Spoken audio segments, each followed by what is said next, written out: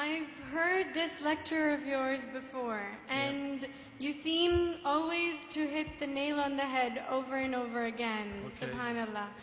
But I wish I could make everybody who ever asked me what marketable degree I was studying for hear this lecture. Because subhanallah, us Muslim women, we're educated, we're intelligent, we're capable, but we're looked at in just the opposite way for not being career women. Yes. And a lot of the sisters here have those questions. I mean, there's so many sisters in line behind me. I was hoping that I would be able to represent all of them in my question. Yes. Basically, in today's world, we're given so many reasons to believe that we should be career women.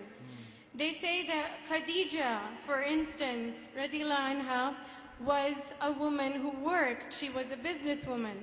They say that if you're working in a department that is benefiting the world, like gynecology, like being a lady doctor, is that really so bad?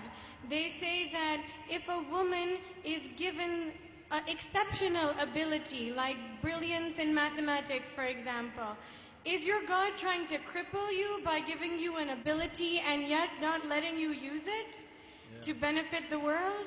I mean, we're put in such a difficult position. Yes. So please explain, brother, what are we supposed to do to represent ourselves and our religion in the correct manner?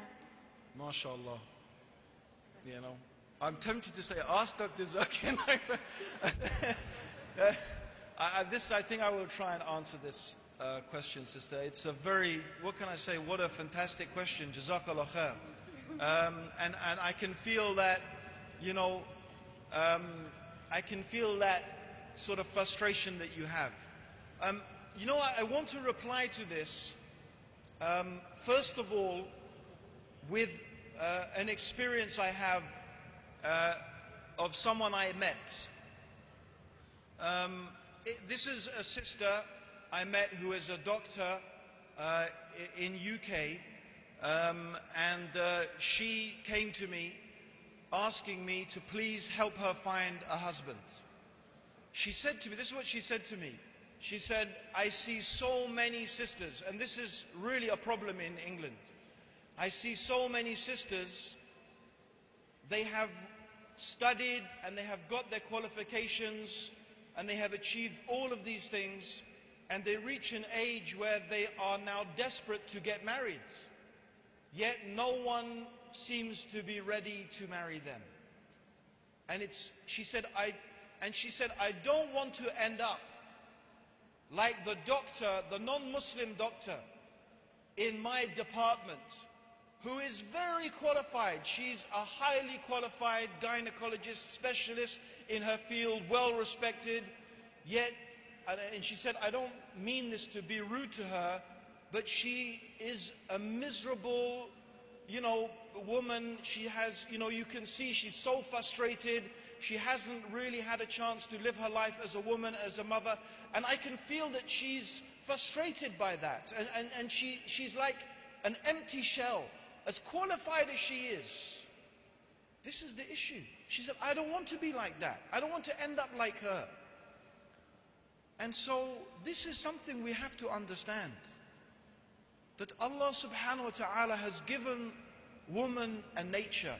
And in our beautiful religion, it's about paradigm, sister.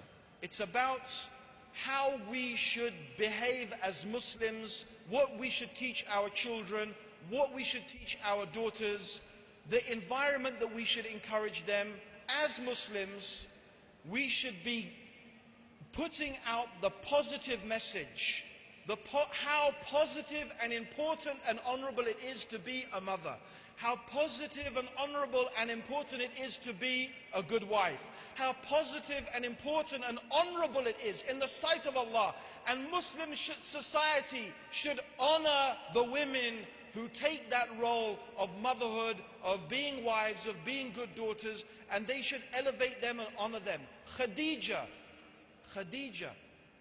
was not honored by Allah because she was a businesswoman. She was honored by Allah because how she cared and nurtured and helped and supported Rasulullah sallallahu alaihi wasallam as a good wife. This is how she was honored in Islam. This is the reality. However, I have to say, we are not saying women can't do business within the confines of Sharia. They can. We are not saying women can't be mathematical geniuses. We're not saying women can't be great authors and writers and anything else they want to be within the confines of the Sharia. If that's what you feel compelled to do, if that's how a woman feels she has to express the talents that Allah has given her, and she doesn't find a conflict between that and her desire to be a mother and to be a wife, Alhamdulillah, Islam does not say she can't do those things. Islam does not say she can't, as long as, of course, it's within the confines of the Sharia.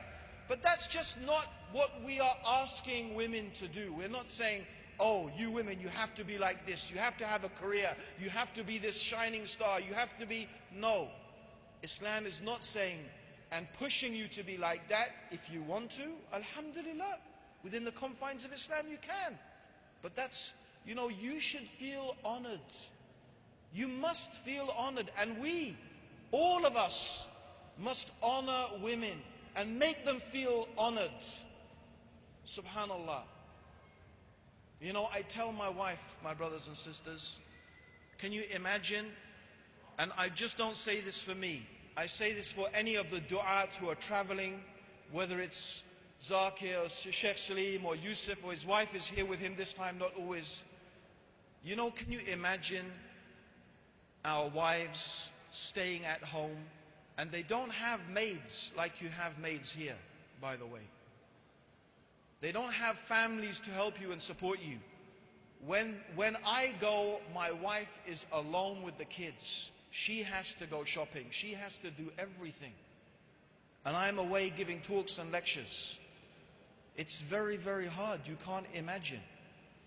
And sometimes that shows. But I say to my wife, you know what? Alhamdulillah, every talk that I give, every lecture that I give, every person that I inspire to follow Islam better, you get rewarded as I get rewarded. You get rewarded as I get rewarded. Yes. And you know what? She gets even more reward. She gets my reward, but she also gets rewarded for bringing up the children and caring for them while I'm away. She's getting even more reward than I'm getting, subhanallah. So, we have to make the women feel honored, and they are honored. And Allah subhanahu wa ta'ala, will give them a lofty station and a great reward, inshaAllah. May Allah bless our Muslim women. May Allah guide our Muslim women. May Allah guide the Muslim men to honor them and to cherish them and respect them with the honor and the cherishing and the respect and the love that they deserve. Alhamdulillahi Rabbil Alameen. Allahumma salli ala Muhammadin wa ala alihi wa sahbihi wa sallam. Wassalamu alaikum wa rahmatullahi wa barakatuh. Wa alaikum assalam wa rahmatullahi wa barakatuh. Jazakallah khair, Sheikh Abdul Rahim Green, for that very enlightening talk.